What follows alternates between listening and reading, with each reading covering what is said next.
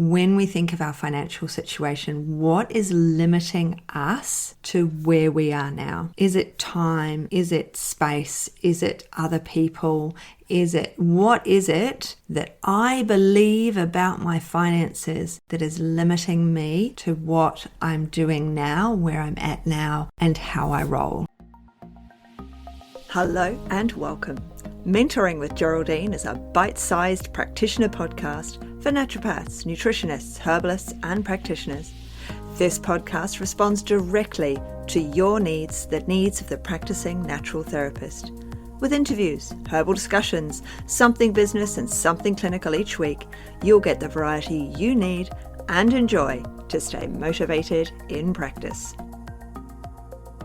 Hello everyone and welcome to Mentoring with Geraldine and the Bite-Sized Podcast. It's so lovely to see you again. So last time on the podcast, I was talking about limiting beliefs, and I thought it's really enjoyable to talk about this sort of thing. And let's go further now. We've talked about self. We did that last time, and we talked about our abilities. So I thought this time, let's think about what's holding us back. What are our barriers to change, just as we think about our clients' barriers to change? What are these limiting beliefs as being part of these barriers? So today I thought we'd talk about our financial situation and how we look at our finances as clinicians and what we do. We have to charge people. We have to make a living. We have bills to pay. And what is the limiting belief we have over finances? Now, what I've noticed is, and it was pointed out to me, I had to have it pointed out to me, for the last 2 years, I have been just the tiniest squeak short of my yearly goal, financial goal, like a tiny squeak. And so I said to someone I work with the other day in one of the groups that I'm in, I said, I can't believe it. I'm just so shy, just this little bit shy. And she said, yeah, you said that. She said, it's been a couple of years in a row. She said, maybe that's your limiting belief. And I was like, yeah, maybe it is.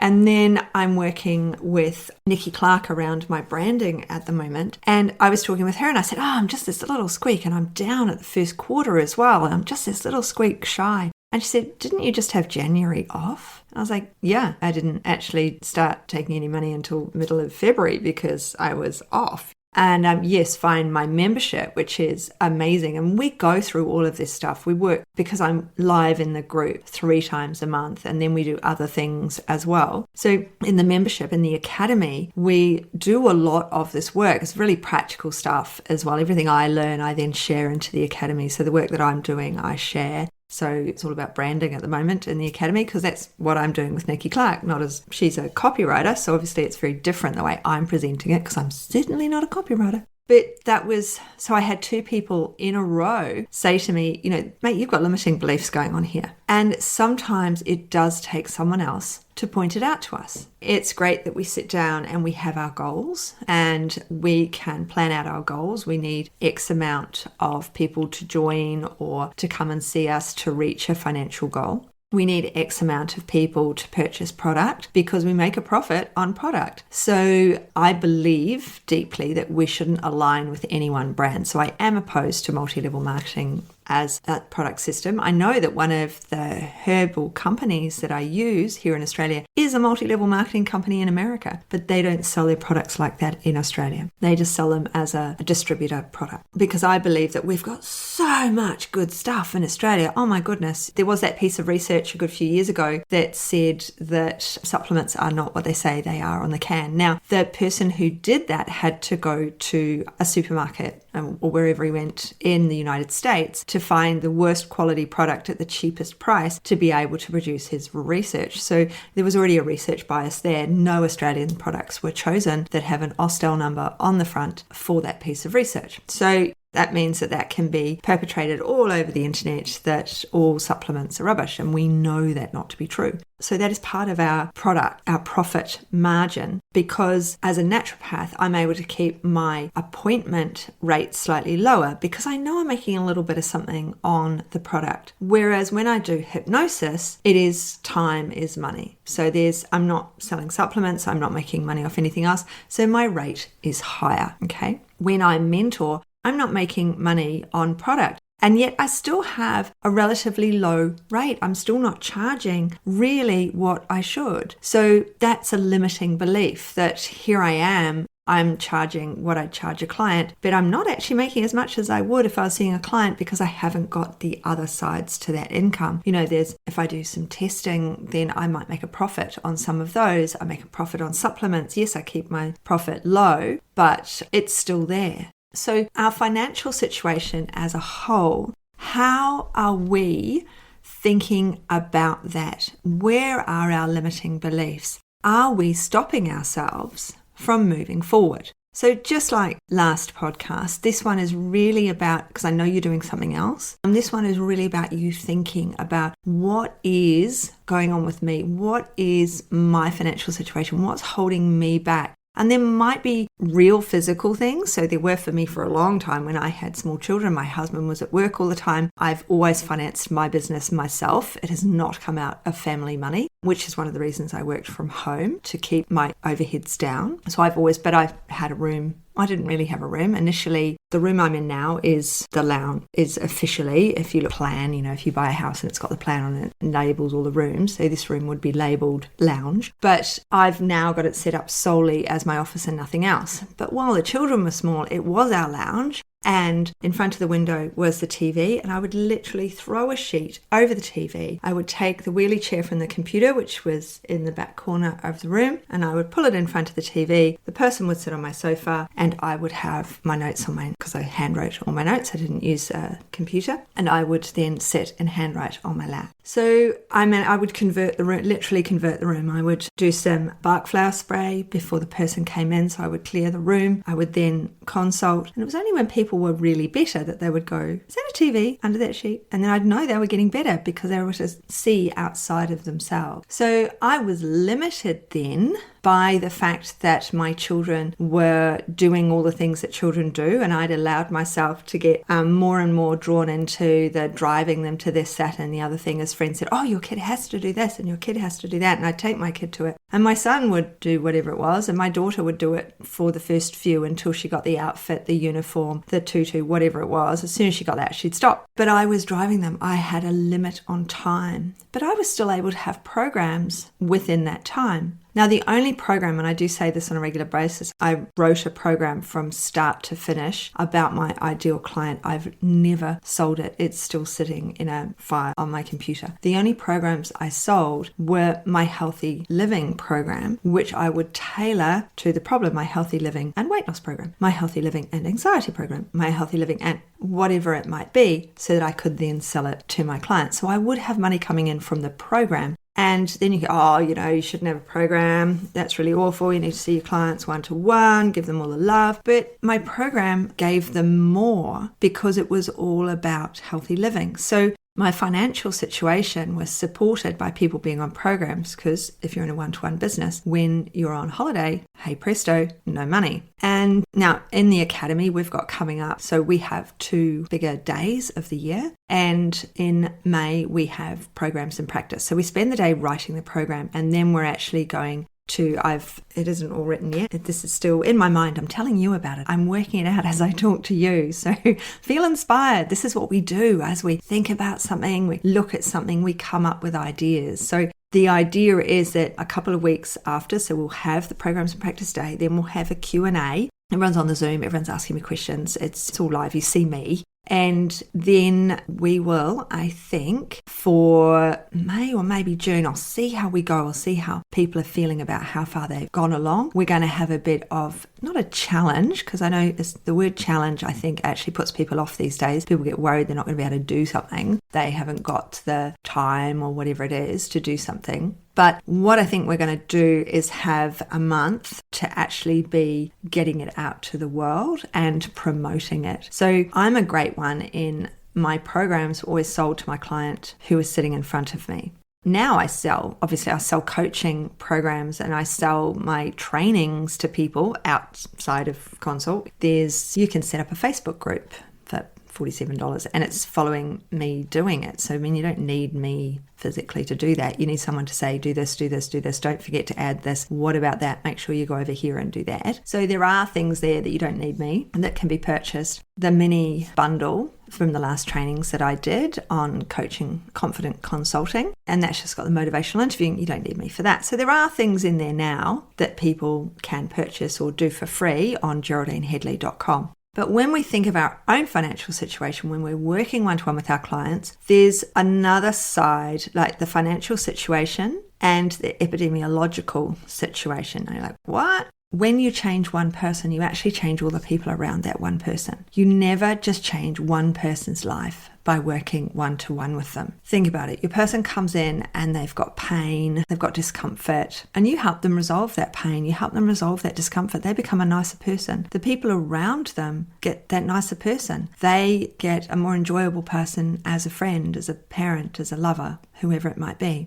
We've changed that person's diet and lifestyle. And so they in turn share those changes with their friends. So we never, even though we're doing a one-to-one appointment, we're never just affecting one person. We're actually affecting a whole group. So, and epidemiology is all about long-term, isn't it? It's about seeing what happens into the future and down the road and what's happened in the past and why it happened. And our epigenetics, what happens in the body and what happens to the baby down the road, the next baby, the next baby, the next baby. No, sorry, that sounds like you're having the next baby, the next baby. What I mean is you have a baby, your child then has a baby, that child has so on and so forth, grandchildren, great-grandchildren, down the way that way.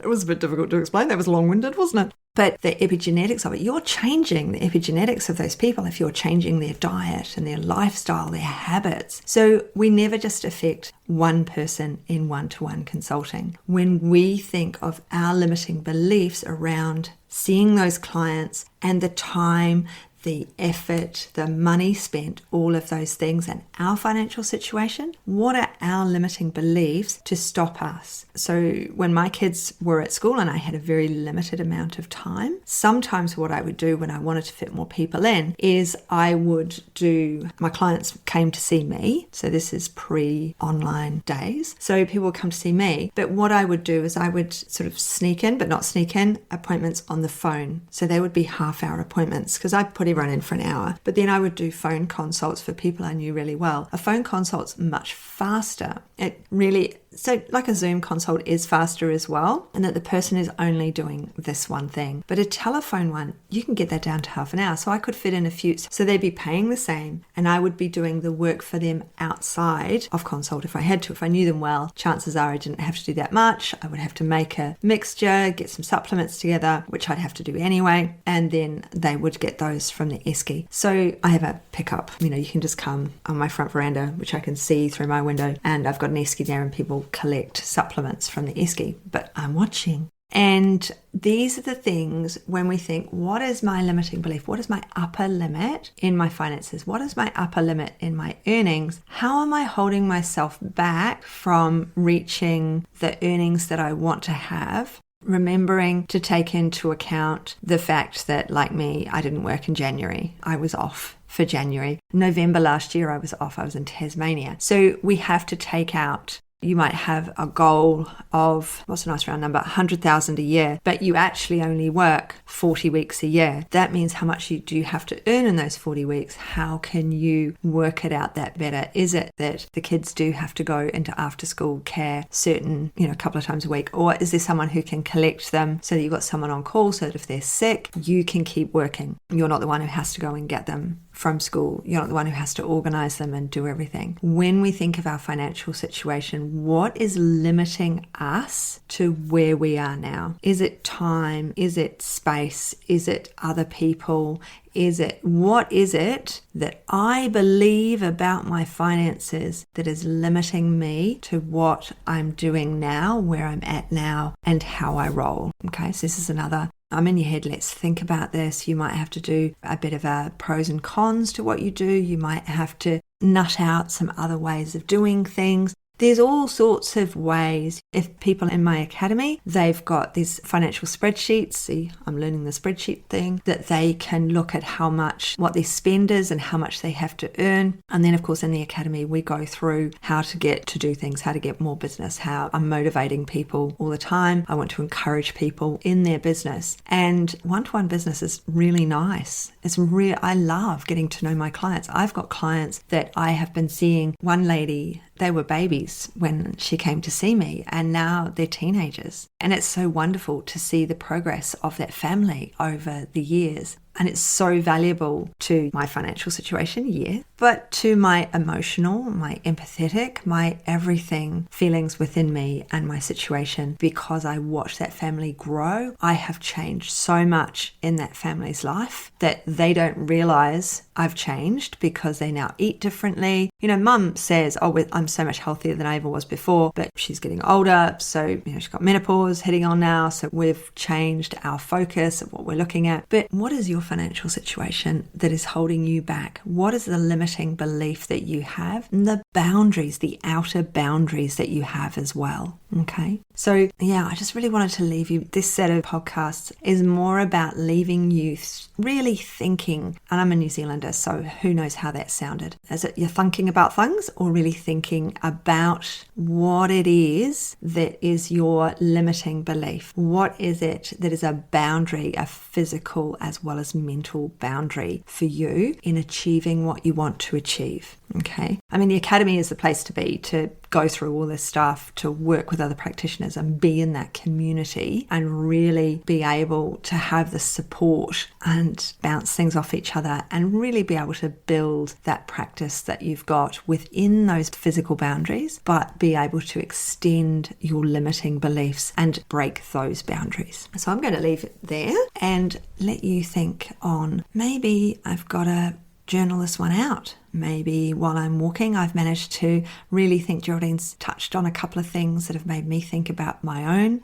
self and how I can change. What is it that's going on with you? Now, I would like to ask you a favor. If you have stayed to the end, I really, really, really would appreciate a review, preferably a 5-star one. The reviews help me in iTunes to get the word out there, but it also supports me and encourages me to do more, because we've done a lot of episodes now and I'm sure there's a lot more to come. And if you're enjoying them, then it would be really great. Just like your customers pay you money to see you, I would like you to pay me with a tiny bit of time. All you have to do is go to the show, you scroll down on your phone. If you're on an iPhone, you scroll down and just below is where the stars are. And if you're overseas, if you're not in Australia, I won't get to see your comment. I will only get to see your star rating, which is why I say please put a 5-star rating, because if you stayed to the end, hey, we're both doing well. Right, I'm going to leave you with that, and I hope you have an absolutely brilliant rest of day, and look after yourselves, and email me, talk to me, tell me